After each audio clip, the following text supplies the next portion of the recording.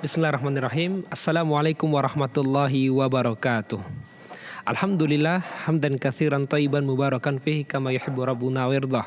Wassalatu wassalamu ala Rasulillah wa ala alihi washabihi wa man walah. Ikhwatul iman pemirsa Fatwa TV rahimani wa rahimakumullah dimanapun Anda berada. Alhamdulillah senang sekali rasanya bisa kembali berjumpa menyapa Anda. Kali ini kita bertemu dengan dalam program live interaktif dengan tema Tarbiyah Islamiyah bersama Ustadz kita Al-Fadil Ustadz Nafi Zainuddin LC MTHI Hafizahullahu Ta'ala. Salam dan salam semoga tercurahkan kepada Nabi kita yang mulia, Rasul tercinta Nabi Muhammad Sallallahu Alaihi Wasallam, juga kepada keluarga beliau, para sahabat beliau, serta orang-orang yang istiqomah di atas sunnah beliau hingga akhir zaman. Allahumma salli ala Muhammad wa ala ali Muhammad. Ikhwatul iman pemirsa Fatwa TV rahimani wa rahimakumullah dimanapun Anda berada. Alhamdulillah telah ada bersama kita terhubung pemateri kita pada kesempatan kali ini live interaktif Tarbiyah Islamiyah Ustadz Nafi Zainuddin LCMHI Hafizahullah Ta'ala. Beliau live langsung dari kediaman beliau di Jawa Tengah. Kita coba sapa beliau. Assalamualaikum warahmatullahi wabarakatuh Sayyidana. Assalamualaikum warahmatullahi wabarakatuh. Masyaallah. Marhaban bikum Ustadz. Kaif halukum Ustadz? Semoga Ustadz dalam keadaan baik dan dijaga Allah Subhanahu wa taala. Allahumma amin. Alhamdulillah nahnu bi khairin wa ni'mah. Alhamdulillah, barakallahu fikum, jazakumullah khairan Ustaz atas waktu dan kesempatannya. Insyaallah 1 jam ke depan kita bersama-sama istifadah merespon pertanyaan dari pemirsa dan kaum muslimin secara umum nantinya Ustaz. Waffakumullah, hayakumullah. Pemirsa dan pendengar dimanapun Anda berada, live interaktif kita kali ini juga ikut direlay oleh radio yang tergabung di RTVC, diantaranya Radio Bimbas Yogyakarta, Radio Sahabat Tegal Jawa Tengah, Radio MD FM Probolinggo, Radio Suara Madinah Caruban, Radio Hang FM Batam, kemudian Radio Amuba Pangkal Pinang, Radio Gema FM Bontang, Radio Sago FM Sumatera Barat, Radio Al Hikmah Banyuwangi, dan Radio Albina M Bekasi, kemudian Radio Tua FM Riau, Radio Dai Tengaran, dan Radio Mas FM Seragen. Kami juga terima kasih, ahlan wa sahlan, selamat menikmati, wa jazakumullah khairan. Dan untuk bertanya nantinya kaum muslimin, pemirsa dan pendengar dimanapun Anda berada di 021 2123 2333 021 2123 2333. Dan sebelum kita mendengarkan nasihat pembuka dari Ustadz, kami informasikan juga kepada pemirsa pendengar dimanapun Anda berada, jangan lupa saksikan safari Dewan Fatwa Sambut Ramadan pada hari Ahad 28 Rajab 1444 Hijriah bertepatan dengan 19 Februari 2023 bersama Ustadz Dr. Muhammad Nur Ihsan LCMA Hafizahullah Ta'ala dan Ustadz Dr. MH Hasan Ayatullah LCMA Hafizahullah Ta'ala di Masjid Agung Darussalam Purbalingga pada pukul 9.00 waktu Indonesia Barat. Barakallahu fikum. Berikutnya kita akan dengarkan nasihat pembuka dari Al-Ustadz. Fadhal mashkura ma'jura. Assalamualaikum warahmatullahi wabarakatuh.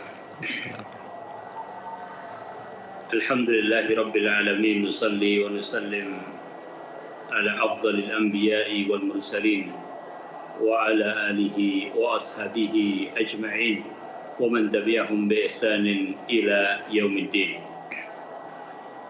Kaum muslimin, kaum muslimat, a'azani Allah wa iyyakum. Marilah kita selalu mohon kepada Allah Subhanahu wa taala agar Allah memberikan barakah terhadap amalan kita, terhadap waktu kita, terhadap usia kita, terhadap keturunan kita. Yaqulu Nabiyyu sallallahu alaihi wasallam, "Idza mata ibnu Adam inqata'a amaluhu illa min thalath." Apabila manusia meninggal dunia maka terputuslah segala amalan usahanya kecuali dari 3 perkara.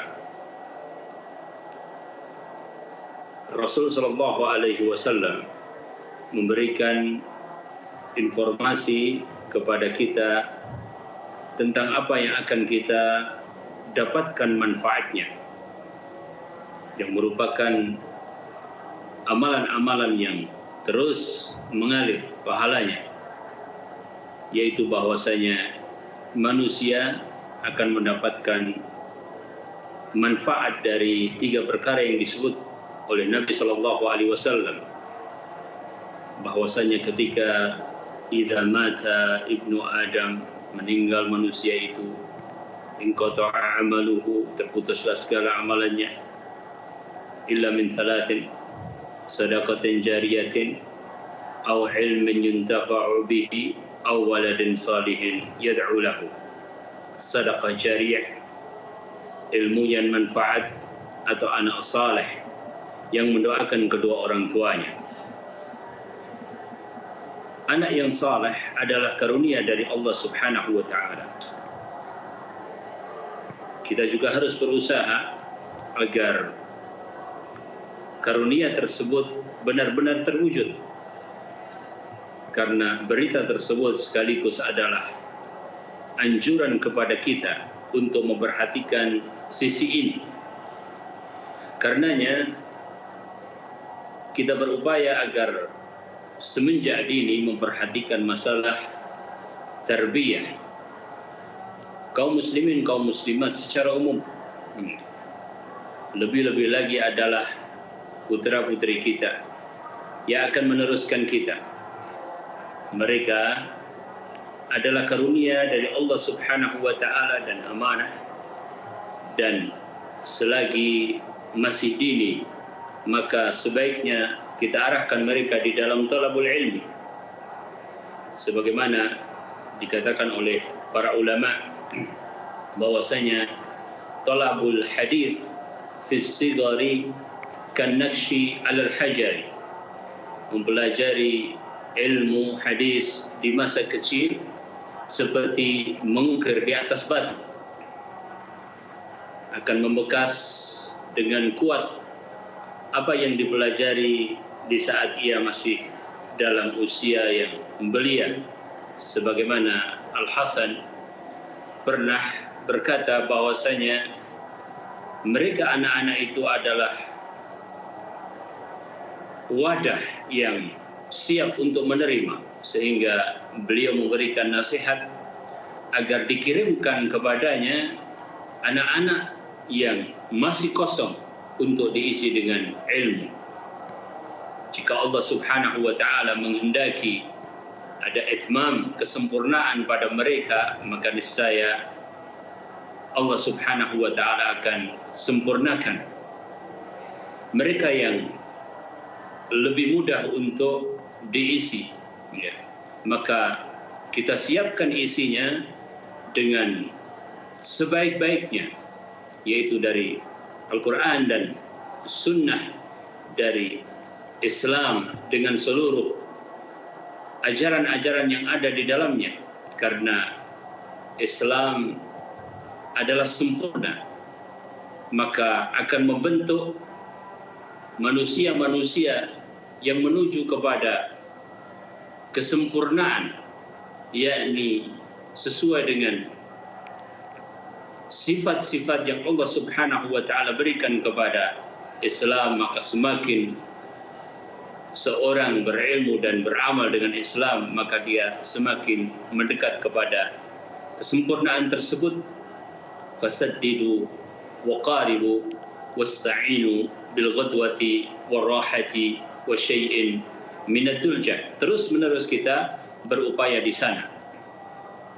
Seorang ulama juga mengatakan bahwasanya apa yang aku hafalkan di saat aku masih kecil, ya, faka'anni anzuru ila qirtasin aw waraqah, maka seakan-akan aku melihat kepada lembaran-lembaran kertas dengan tulisannya, ya, yaitu ilmu yang dia bisa hadirkan, ya, karena berada di dalam ingatannya, ikatannya, hafalannya, hatinya, ya.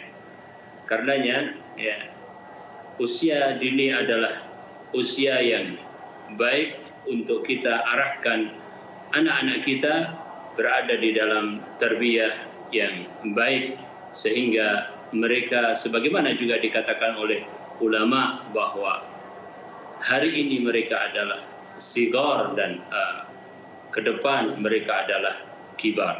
Semoga sedikit nasihat ini memberikan motivasi kepada kita untuk terus-menerus berupaya mendekati keindahan sunnah Nabi, mendekati kesempurnaan Islam yang telah Allah Subhanahu wa taala ridhai.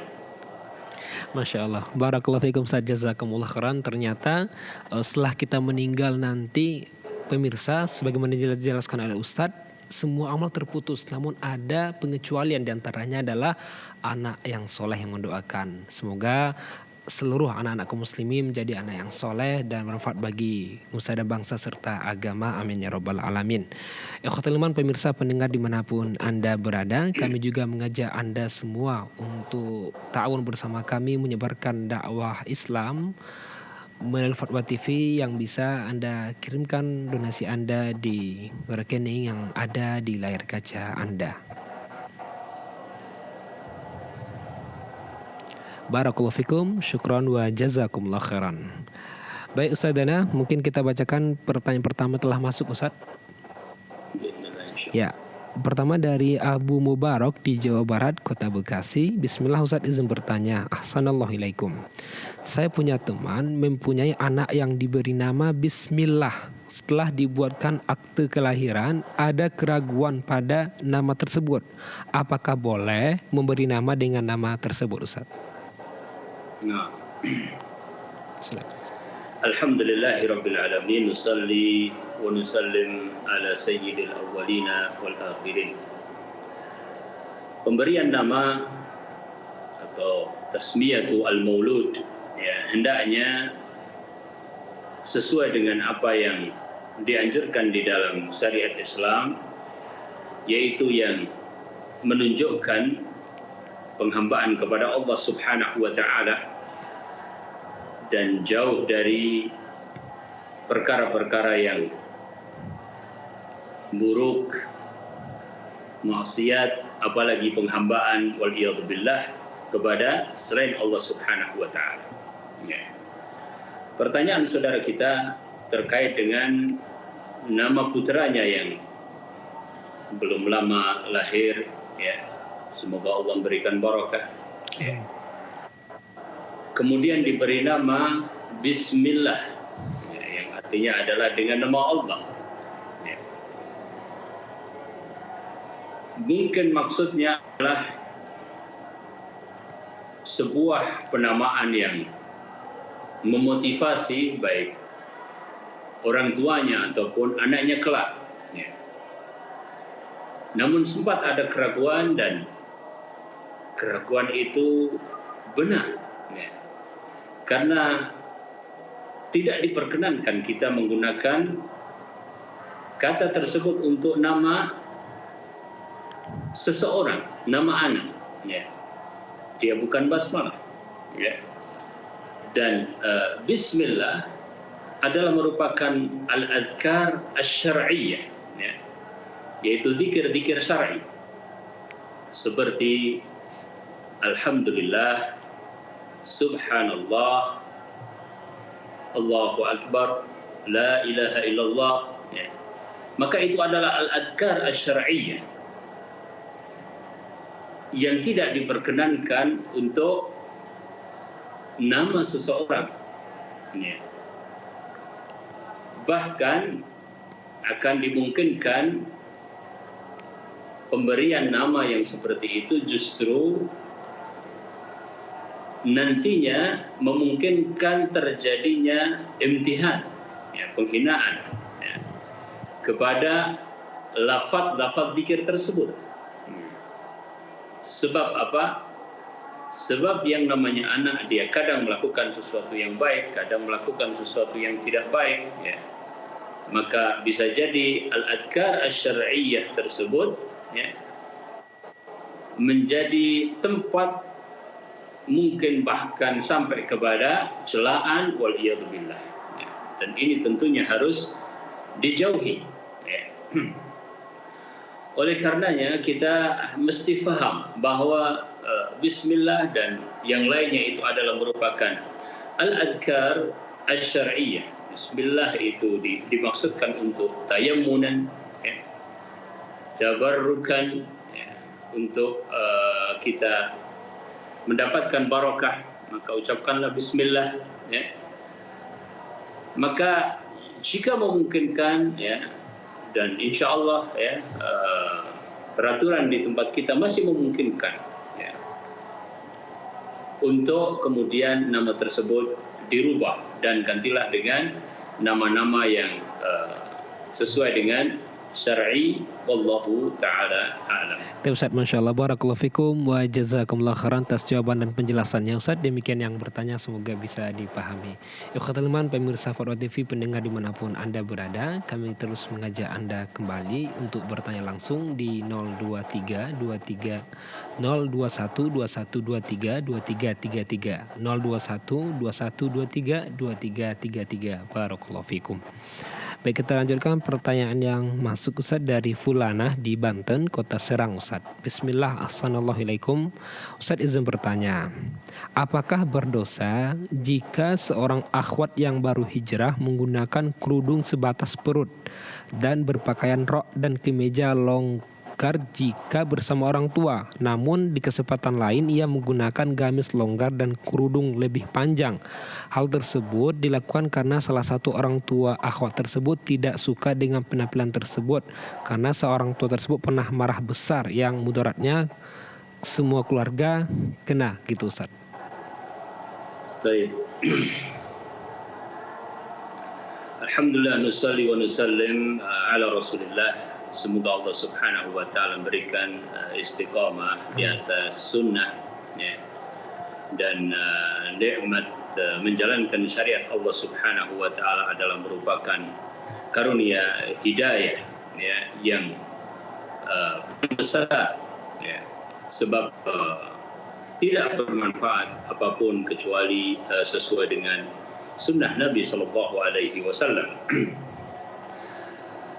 Adapun terkait dengan pertanyaan tersebut, maka yang pertama, sabarlah ketika ditegur sama, ya, abinya atau uminya, ya, terkait karena kita memakai pakaian yang syar'i sebagai seorang muslimah. Kita tahu bahwa pakaian yang syar'i untuk seorang muslimah adalah yang pertama menutup auratnya. Yang kedua, termasuk menutup aurat itu adalah tidak transparan. Ya. Yang ketiga, tidak membentuk tubuhnya. Dan yang keempat adalah tidak mengundang fitnah. Ya. Maka syarat-syarat dari pakaian seorang muslimah ini, ya, harus dipenuhi oleh seorang muslimah. Di dalam memenuhi syarat-syarat tersebut, ya, alhamdulillah kalau itu sudah dimulai dari kesadaran, ya, bahwa itu memang perintah Allah Subhanahu wa taala dan petunjuk Rasulullah sallallahu alaihi wasallam, kita melakukannya karena tuntunan Allah, qul in kuntum tuhibbunallaha fattabi'uni yuhibbukumullahu wa yaghfir lakum dzunubakum. Semoga dengan kita menutup aurat itu, ya, Allah menambah iman kita, kemudian mengampuni kesalahan-kesalahan kita, ya, dan semoga Allah Subhanahu wa taala memudahkan jalannya. Ketika dimarahi maka bersabarlah, ya, sabar dan tunjukkan akhlak yang baik. InsyaAllah orang tua intinya akan ridha apabila kita menunjukkan akhlak yang baik. Termasuk ketika kita ditegur, ya, kita menghadapinya dengan sabar dan kelembutan, ya. Dan sabar tersebut karena Allah. Begitu pula ghadab seharusnya karena Allah, ya. Orang tua yang marah terhadap puterinya misalnya, ya, hendaknya kemarahannya adalah kemarahan karena Allah, ya. Apabila putrinya sedang menjalankan syariat, maka hendaknya didukung dan semoga Allah Subhanahu wa taala berikan kemudahan agar orang tuanya bisa menerima akan hal tersebut, ya. Tetap jalani sebisa mungkin karena Allah Subhanahu wa taala berfirman, fattaqullaha mastata'tum. Bertakwalah kepada Allah Subhanahu wa taala yang sekuat tenaga. Jadi kalau kita kembali kepada tafsir pada ayat ini, maka mastata'tum artinya adalah sekuat tenaga. Ya. Selagi insyaallah kita masih mampu menjalaninya, selagi masih mungkin ya untuk dilakukan, tidak ada mungkin hal-hal yang mengancam yang berlebihan ya. Memang di dalam hal ini kita tidak boleh memberat-beratkan diri di luar kemampuan kita ya. Jadi intinya adalah yang pertama berusaha untuk istiqamah, berusaha untuk tetap ya sesuai dengan syariat ya, hadapi orang tua dengan akhlak dan bersabarlah ya, insyaallah dengan berakhlak yang baik, perkataan ya, perbuatan, khidmah kepada kedua orang tua, insyaallah Allah Subhanahu wa taala akan mudahkan untuk kita tetap beriltizam dengan pakaian yang syar'i. Wallahu taala a'lam. Ustaz, Masya Allah, barakallahu fikum wa jazakumullah khairan atas jawaban dan penjelasannya serta nasihatnya Ustaz. Demikian yang bertanya, sudah yang bertanya semoga bisa dipahami dan bermanfaat. Berikutnya kita kembali mengajak Anda semua pemirsa pendengar untuk bertanya langsung di 021 2123 2333 021 2123 2333. Barakallahu fikum. Ustaz, berikutnya dari Fulanah di Sumatera Barat di Kota Padang. Ustaz, ahsanallahilaikum, izin bertanya. Ada seseorang yang tajam lisannya serta suka menfitnah, adu domba dan juga suka berkhianat. Akhirnya membuat dia dikucilkan. Sekarang dia tidak punya teman, Ustadz. Pertanyaannya, saat dia dikucilkan, dia sering mendengar orang yang pernah ia zolimi itu juga menggibah balik dia, mengacuhkannya dan membelakanginya. Apakah orang yang telah dizoliminya itu juga berdosa ya Ustadz? Nah, alhamdulillah, nusalli wa nusallim ala Rasulillah. Tentu ghibah adalah perbuatan yang haram ya. Karena perbuatan tersebut adalah perbuatan yang jelas dilarang oleh Al-Quran dan Sunnah ya. Nabi SAW memperingatkan orang yang menggibah saudaranya ya. Sekarang permasalahannya adalah orang yang dizalimi, ya, mutadzalim. Ya.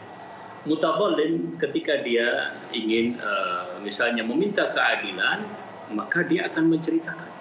Ya, menceritakan. Misalnya seorang datang kepada qadhi misalnya, ya, karena kezaliman yang menimpanya, ya, maka dia akan menceritakan ya, tentang kezaliman tersebut. Ini adalah termasuk salah satu bentuk ghibah yang diperbolehkan sebab dia mutadzalim ya. Orang yang boleh berghibah itu karena mutadzalim atau mu'arrif atau muhadzir ya. Yaitu seorang yang terzalimi atau dia sedang menjelaskan ya, atau dia sedang memperingatkan ya. Maka itu adalah hal-hal yang dibolehkan. Atau orang ini membicarakan orang yang mudhirin fisqan ya. Orang yang berbuat kefasikan, dosa besar, tapi mujahir bisu, dia terang-terangan di dalam dosa besar tersebut ya. Maka boleh kita membicarakannya. Atau mustaftin, atau seorang yang meminta fatwa ya, atau mentalaba al-isti'anata ala izalati munkari, atau seorang yang sedang meminta pertolongan untuk menghilangkan kemungkaran. Nah, dia mungkin mutadzalim, tapi dalam rangka apa dia membicarakan saudaranya ya. Nah, kalau tidak pada perkara-perkara yang dibolehkan, yang dijelaskan oleh para ulama, maka tetap saja pada asalnya ya kezaliman ghibah adalah perkara yang haram. Jadi dahulu dia dighibah, sekarang dia berganti menghibah, ya berarti dia juga melakukan perkara yang sama, ya, bahwa ghibah yang pertama dari saudaranya itu adalah haram, ya, kemudian dia melakukan ghibah yang serupa, ya, tidak dalam rangka perkara-perkara yang dibolehkan, maka dia juga jatuh ke dalam perkara yang haram. Dan yang paling baik bahwa yang pernah berghibah meminta maaf, ya, dan orang yang digibahi, ya, apabila dia perlu untuk mengklarifikasi dan sebagainya, lakukanlah. Tapi berikanlah juga maaf apabila saudaranya juga sudah tulus untuk mengajukan permintaan maaf tersebut, ya, wa ta'awanu 'alal birri wat taqwa wa la ta'awanu 'alal itsmi wal 'udwan, dan menolonglah, ya, di dalam kebaikan dan ketakwaan, jangan tolong-menolong di dalam permusuhan dan dosa. Wallahu taala a'lam. Ustaz, Masya Allah, barakallahu fikum wa jazakumullah khairan atas jawaban dan penjelasan serta nasihatnya, semoga bisa dipahami dan bermanfaat. Pemirsa pendengar ikhwatul iman dimanapun Anda berada, barakallahu fikum, kembali kami mengajak Anda semua untuk bertanya langsung di 021 2123 2333, 021 2123 2333, barakallahu fikum. Baik, kita lanjutkan. Pertanyaan telah masuk di meja redaksi Fatwa TV dari saudara Muhammad Ridwan Santoso, Ustadz di Cianjur, Jawa Barat. Ustadz izin bertanya. Assalamualaikum. Alhamdulillah, saya seorang ikhwan saat ini ingin menikah dan qadarullah ada satu persyaratan yang saya tidak bisa berikan. Seperti ibu dari calon istri meminta saya mendatangkan keluarga minimal 1 orang dari kampung saya. Dan setelah saya ikhtiar, qadarullah tidak ada yang bisa datang karena kesibukan dan biaya transportasi serta yang lainnya. Yang ingin saya tanyakan, apakah boleh minta tolong kepada teman saya untuk membantu saya, dalam artian dianggap sebagai keluarga saya, Ustaz? Nah, silakan Ustaz. Alhamdulillah, nusalli wa nusallim ala Rasulillah. Ya, dia saudara antum, ya, keluarga antum fillah, ya. Tapi bukan keluarga antum yang hakiki. Padahal yang diminta oleh calon mertua adalah keluarga antum, dan ini adalah wallahu taala alam permintaan yang wajar saja, karena adalah bagian dari mengklarifikasi, ya, siapakah antum, kemudian keluarga antum, ya, kemudian orang tua antum, ya. Itu adalah bagian dari cara yang insya Allah syar'i saja, sebab Rasul Shallallahu Alaihi Wasallam di dalam hadis mengatakan, "Idza ja'akum man tardawna dinahu wa khuluquhu." Ya, apabila datang kepada kalian seseorang yang kalian ridhai agamanya dan juga akhlaknya, ya, maka bagian dari menjelaskan itu adalah menjelaskan dari sisi keluarganya, ya. Mungkin secara zahir sudah terlihat, antum sudah datang kepada calon mertua pun sudah melihat, ya. Bismillah, semoga memang ada kecocokan, cuma ingin diklarifikasi tentang akan di cross check lebih lanjut tentang keluarga, ya. Oleh karenanya itu adalah permintaan yang wajar dan masih dalam koridor-koridor syar'i insyaallah, ya. Kemudian wallahu taala alam, memang para ulama berbeda pendapat tentang pengertian takafu, ya. Semoga memang sudah ada takafu, ya, sehingga Allah Subhanahu wa taala berikan kelancaran, ya. Sebagian ulama meluaskan makna takafu, ya, sampai pada kemampuan akademis, ya, sampai kepada kemampuan materi, sampai pada ya status yang lainnya, ya, seperti misalnya orang Arab dengan orang Arab itu ada permasalahan di dalam masalah nasab misalnya diperbincangkan, ya. Tapi sebagian ulama dan wallahu taala alam, nampaknya itu yang rajih, ya, Al-Malikiyah, Abu Hanifah mengatakan bahwasanya yang dimaksudkan dengan takafu adalah berkaitan dengan al-istiqamah wal khuluq, ya. Yaitu istiqamah seseorang di atas agama Allah, kemudian akhlak seseorang di atas akhlak karimah, ya. Sehingga boleh-boleh saja seorang menikahi siapapun selama syarat-syarat terpenuhi dan diridhai dia, ya, diterima. Oleh karenanya semoga Allah Subhanahu wa taala berikan kelancaran kalau memang itu sudah tidak masalah. Namun sekali lagi kalau yang dilakukan itu adalah mendatangkan teman tapi diakui sebagai keluarga, maka tidak ubahnya dengan sebuah kebohongan, ya. Kita memberikan informasi yang keliru dan adalah menselisihi tadi yang dimaksudkan dalam hadis Nabi Sallallahu Alaihi Wasallam, man tardawna dinahu wa khuluquhu. Akan lebih baik jika antum berterus terang kepada calon mertua, ya, bahwa calon mertua kira-kira mempunyai tujuan dengan hal tersebut, ingin mengetahui lebih jauh. Maka jika tidak mungkin didatangkan sekarang ini, maka minta waktu, ya, sampai misalnya ada waktu. Kalau kendalanya adalah kendala biaya, insya Allah semoga Allah kasih, semoga Allah beri sampai terpenuhi biaya tersebut, atau dengan cara lain sampai mereka yakin bahwa tidak ada masalah, dan itu insya Allah, ya, lebih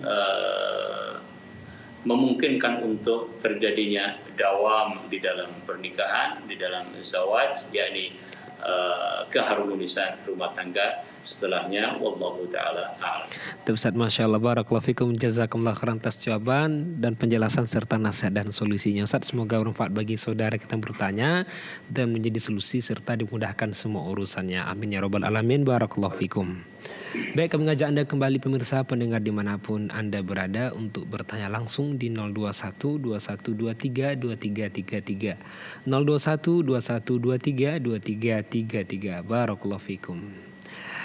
Baik, berikutnya Ustaz, kita coba bacakan pertanyaan dari kota Aceh. Assalamualaikum warahmatullahi wabarakatuh. Ustaz, izin bertanya, bagaimana sikap kita terhadap saudara kita yang semua orang tahu sifat dia itu sok lembut?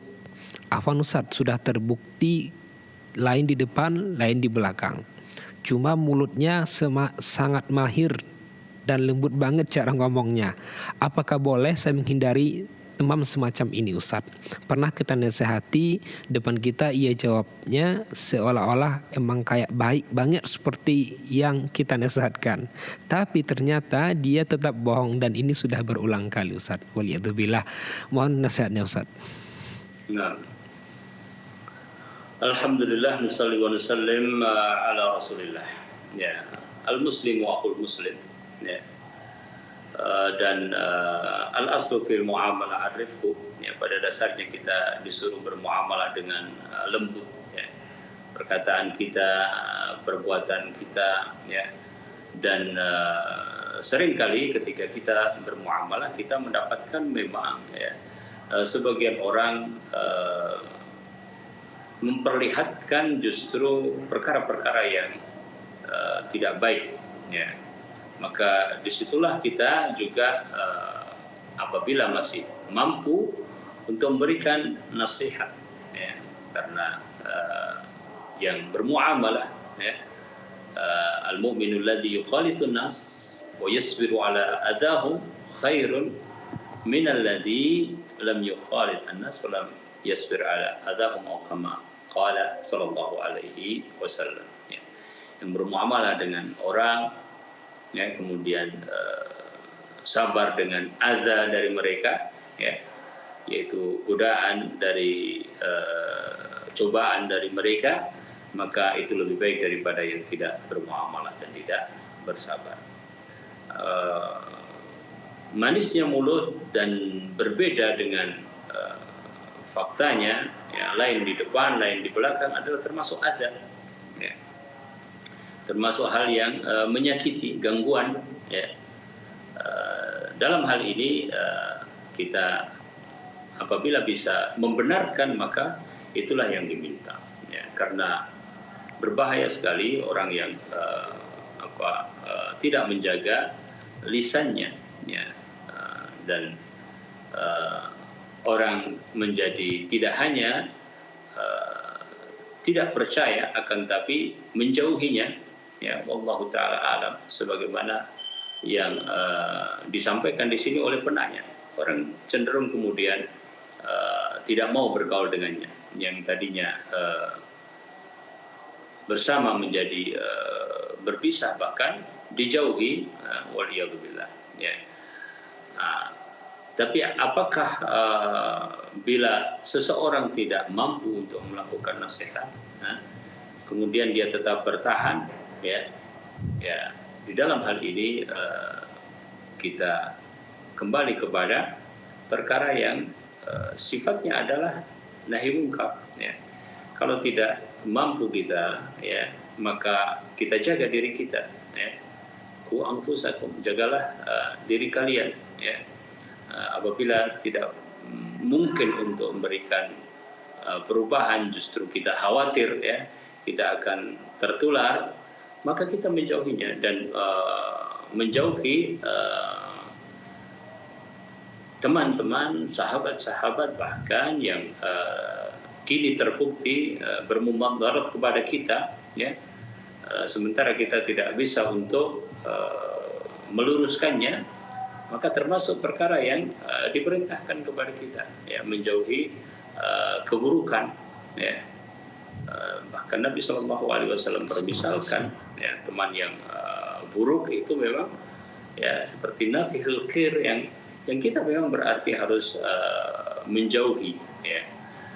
Jadi tetap kita senang apabila dia bisa berubah, ya. Tapi apabila kita tidak bisa melakukan perubahan atau kita sudah mencobanya, ya, maka kita menghindar dalam rangka kita menjaga diri kita dari keburukan-keburukan, dan kita doakan saudara kita, semoga Allah Subhanahu wa taala memberikan petunjuk, semoga Allah Subhanahu wa taala memperbaiki hatinya, semoga Allah Subhanahu wa taala memperbaiki sikap dan lisannya. Allah taala.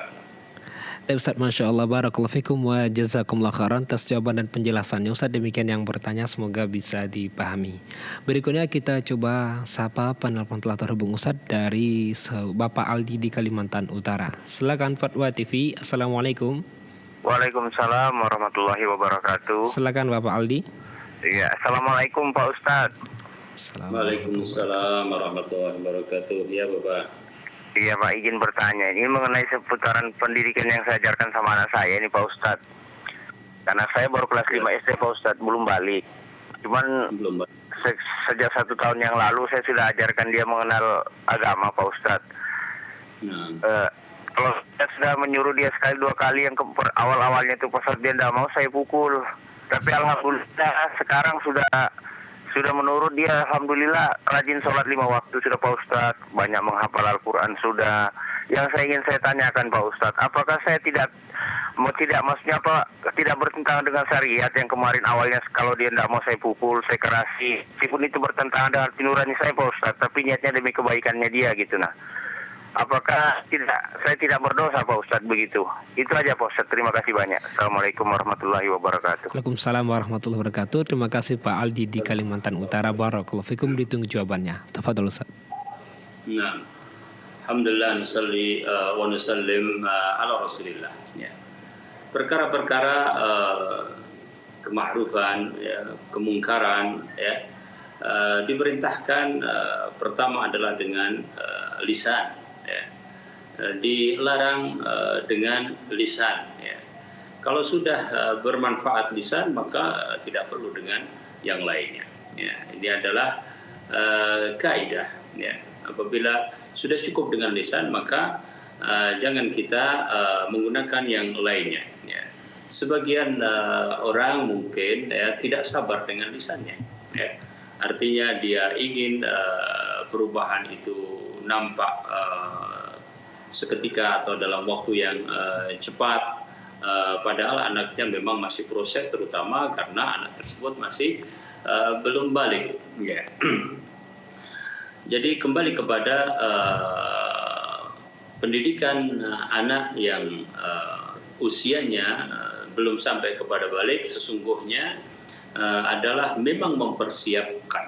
Ya. Sebab kalau dia meninggalkan sebuah kewajiban karena dia belum terkena kewajiban tersebut, atau bahkan dia melakukan sesuatu yang terlarang, dia belum mempunyai taklif pada larangan yang seharusnya dijauhi. Ya. Oleh karenanya adalah mempersiapkan. Ya. Nah, perkara dalam mempersiapkan ini biasanya dikembalikan kepada petunjuk Nabi SAW di dalam hadis masalah salat. Ya. Di dalam hadis tersebut ya, bahwasanya apabila sudah sampai 10 tahun dan belum balik di sini, kemudian diminta untuk sholat, tidak mau, ya, fatribuhu alaiha, ya, maka pukullah. Pukulan yang dimaksudkan adalah pukulan yang sesuai dengan ketentuan syariat. Ya. Misalnya pukulan tersebut adalah pukulan yang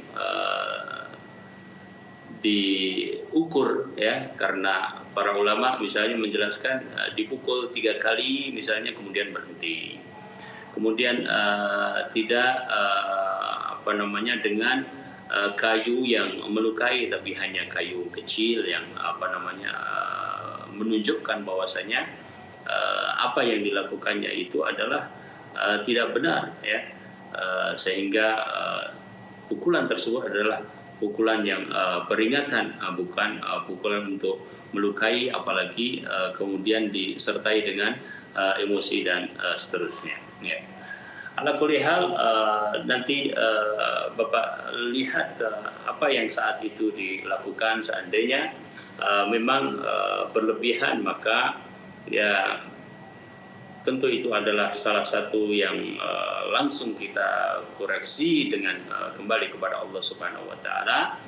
Ya, kita istighfar, kalau bisa juga minta maaf kepada anaknya sebagai ya motivasi bagi anaknya bahwa Bapak melakukannya karena rasa sayang. Alhamdulillah kalau sekarang ya sudah berubah, ya, dalam arti sudah mau sholat, mau menghafal, meskipun perlu diantisipasi, ya, perubahan tersebut bisa jadi juga karena takut, bukan masalah perubahannya. Ya, alhamdulillah, ya, walaupun orang takut tetapi melakukan kebaikan tidak masalah, ya.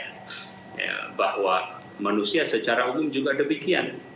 Ya, ada yang cukup dengan perkataan, ada yang perlu diskusi, ada yang perlu debat, ada yang lebih keras dari itu, bahkan ada yang harus diperingatkan dengan berbagai macam, sampai Allah Subhanahu wa taala memperingatkan dengan peringatan berupa apa, ya, misalnya sampai kepada bencana yang itu mengingatkan misalnya, ya. Jadi manusia berbeda-beda, ya. Jadi melakukan kebaikan kadang memang dengan aturan, sampai orang misalnya di dalam Islam yang melanggar aturan-aturan, kenapa ditegakkan hukum? Ya memang tidak semua orang itu taat kepada hukum, ya. Dia mau taat kepada hukum karena takut kepada aturan, tidak masalah. Yang penting dia tidak melanggar hukum, ya. Jadi berubah menjadi baiknya, alhamdulillah, itu adalah sebuah kebaikan. Namun perlu diamati tadi kenapa dia berbuat baik atau sudah mau. Kalau itu karena rasa takut dengan ancaman bapaknya, ya, dikhawatirkan nanti akan ada perubahan-perubahan di saat di luar kontrol bapaknya. Oleh karenanya rubahlah dengan motivasi-motivasi yang lebih baik selagi dia belum balik. Dan yang paling penting adalah motivasi yang menjadikan dia memang benar-benar cinta terhadap Al-Quran, memang benar-benar cinta untuk bersama sahabat-sahabatnya yang sudah lebih dahulu menghafal, lebih dahulu sholat dan sebagainya. Wallahu ta'ala a'lam. Ustaz, Masya Allah, barakallahu fikum wa jazakumullah khairan atas jawaban dan penjelasan serta nasihatnya. Semoga bisa dipahami oleh yang bertanya, Pak Aldi di Kalimantan Utara. Barakallahu fikum. Ikhwatal iman, pemirsa Fadwa TV rahimani wa rahimakumullah dan pendengar dimanapun Anda berada, di waktu yang tersisa masih ada kesempatan bagi Anda ingin bertanya langsung di 021 2123 2333 021 2123 2333. Baik, berikutnya Ustaz kita bacakan dari Fulana di Sumatera Barat di Kota Padang. Ahsanallahu ilaikum Ustaz, izin bertanya. Sebentar. Maksud kami dari saudara Nabil Anwar di Kepulauan Riau. Ustaz izin bertanya, saat ini saya sedang bekerja dan kuliah. Sekarang kuliah saya sudah di tahap akhir yaitu pembuatan skripsi dan jurnal. Tetapi skripsi saya dibantu dikerjakan oleh istri. Setelah skripsi selesai tergerak hati melihat ceramah. Ternyata tidak boleh skripsi dikerjakan oleh orang lain. Saya pun menyesal dan bertobat. Bagaimana selanjutnya kalau mau mengulang semester depan perlu biaya dan waktu lagi, dan jika saya terus melanjutkan sampai selesai ijazah sarjana saya, apakah masih bisa digunakan untuk cari kerja Ustaz? Nah,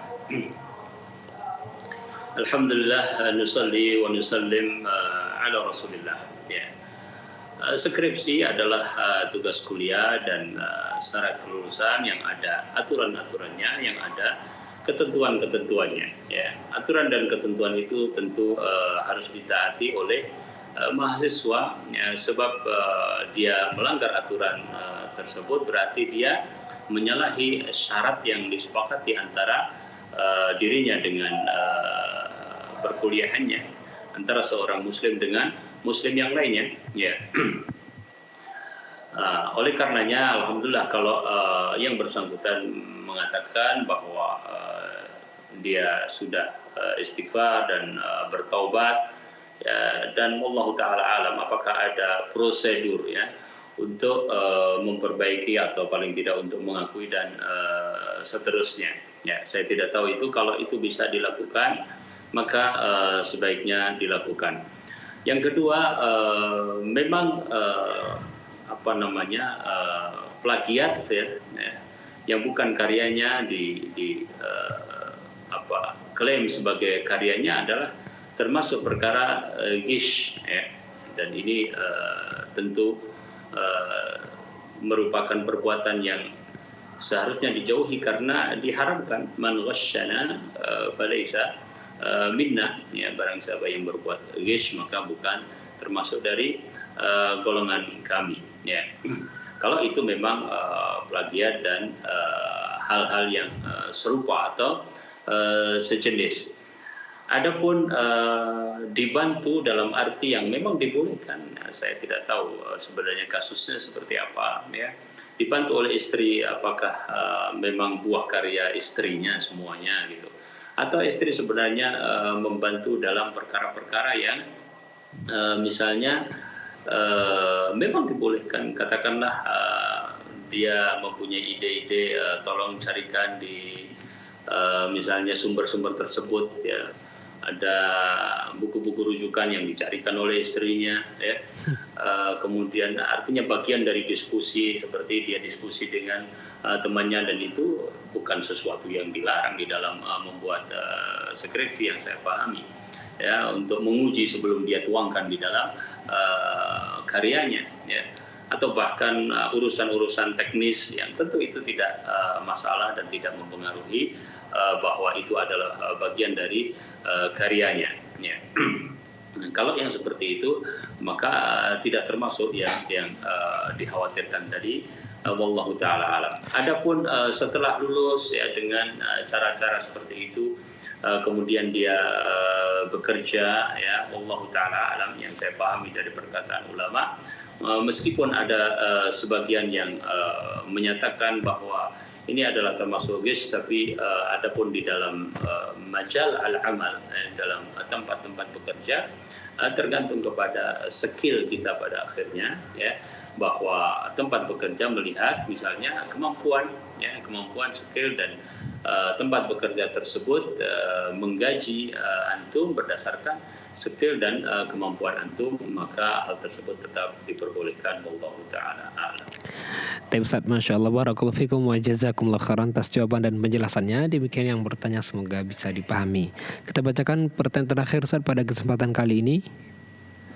Nah, dari Ibu Melania Fitri di Banten, Kota Tangerang. Assalamualaikum warahmatullahi wabarakatuh. Ustaz izin bertanya.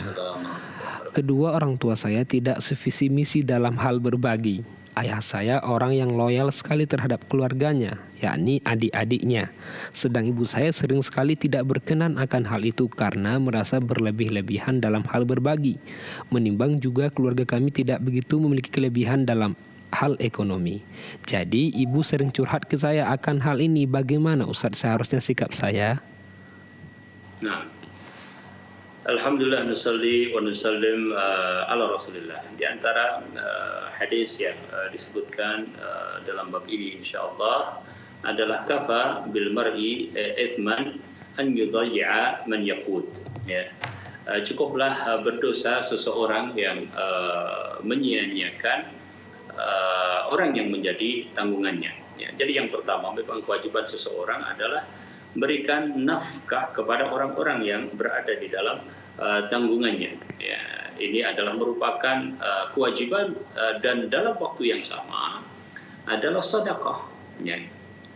Infak kepada keluarga adalah sedekah. Dalam hadis disebutkan bahwa hal tersebut adalah termasuk di jalan Allah, ya. Hatta ma anfaqta fi fammi atau fi fiyyi imra'atika, sampai kepada apa yang engkau infakkan untuk istrimu, untuk mulut, ya, memberikan kepada istri, untuk makan istri, ya, itu adalah termasuk fisabilillah dan sebaik-baik infak, ya. Dan karenanya yang pertama kali adalah kewajiban-kewajiban tersebut harus ditunaikan. Kemudian kita semuanya insyaallah sepakat bahwasanya sedekah adalah termasuk amalan saleh yang paling baik, ya. Amalan saleh yang tadi kita sebutkan di muka sedekah syariah, ya, adalah perkara-perkara yang juga perlu mendapatkan perhatian, ya. Nafkah kepada, atau maksud saya hadiah atau sedekah kepada orang-orang yang membutuhkan, ya, itu juga termasuk amalan-amalan yang perlu kita perhatikan karena pahalanya besar di sisi Allah Subhanahu wa taala, ya. Dari zahir yang ditanyakan, ya, kita kembali kepada ayat Allah Subhanahu wa taala, ya, bahwasanya yang pertengahan itu adalah idza anfaqu lam yusrifu wa lam yaqturu wa kana baina dzalika qawama, ya. Yaitu yang apabila mereka berinfak, apabila mereka bersedekah di jalan Allah Subhanahu wa taala, ya, tidak berlebih-lebihan dan tidak kikir, dan yang pertengahan adalah di antara keduanya, ya. Jika kita kembali kepada tafsir ayat ini, maka maksudnya adalah meskipun ada tempat-tempat, ya, tujuan-tujuan yang dibolehkan di dalam bersedekah atau berinfak, tapi kita tidak terlalu banyak, ya, apalagi kemudian melebihi kemampuan-kemampuan dasar kita, ya. Tapi berinfaklah dengan baina dzalika, ya. Oleh karenanya bawalah kedua orang tua, ya, pada posisi tersebut, ya. Kepada bapaknya mungkin diarahkan ayat-ayat seperti itu, ya. Kepada ibunya diarahkan kepada keutamaan untuk infak, ya. Dan dibawa keduanya untuk sampai di dalam infak yang terbaik, yang wa kana baina dzalika qawamah. Wallahu ta'ala a'lam. Masya Allah, barakallahu fikum Ustaz, wa jazakumullah khairan atas jawaban dan penjelasannya serta nasihatnya. Semoga bermanfaat bagi yang bertanya dan bisa dipahami dengan baik dan benar. Dan merupakan pertanyaan terakhir kita pada perjumpaan kita kali ini Ustaz, tanpa terasa 1 jam kita bersama-sama istifadah. Semoga apa yang saya sampaikan bermanfaat dan sampai ketemu kembali insyaallah di pertemuan berikutnya Ustaz ya. Hayyakallah ya. Barakallahu fikum, jazakumullah khairan. Demikian pemirsa dan pendengar dimanapun Anda berada, dapat kami sajikan pada kesempatan kali ini tersaksikan live interaktif Fatwa TV setiap hari Senin hingga Jumat setiap pekannya. Dan untuk mendapatkan informasi kegiatan Dewan Fatwa Perhimpunan Al-Irsyad dan juga Fatwa TV, Anda dapat akses di website kami www.dewanfatwa.com. Dan juga Fatwa TV Anda dapat akses di website kami www.fatwatv.id. Dan juga kami terus mengajak Anda untuk tahun bersama kami menyebarkan dakwah Islam. Bisa Anda kirimkan donasi Anda di rekening yang ada di layar kaca Anda. Dan terakhir sebelum kita tutup, kembali kami mengajak Anda semua, mari saksikan dan hadiri Tabligh Akbar Safari Dewan Fatwa Sambut Ramadan bersama Ustaz Dr. Muhammad Nur Ihsan LCMA Hafizahullah Ta'ala dan Ustaz Dr. MH Hasan Ayatullah LCMA Hafizahullah Ta'ala pada hari Ahad 28 Rajab 1444 Hijriah bertepatan dengan 19 Februari 2023 di Masjid Agung Darussalam Purbalingga pada pukul 9.00 waktu Indonesia Barat. Saksikan hanya di Fatwa TV. Syukran, jazakumullah khairan wa barakallahu fikum atas kebersamaan semua dan partisipasi Anda semua. Kita tutup dengan baca doa kafaratul majlis. Subhanakallahumma bihamdika asyhadu an la ilaha illa anta astaghfiruka wa atubu ilaik. Wassalamualaikum warahmatullahi wabarakatuh.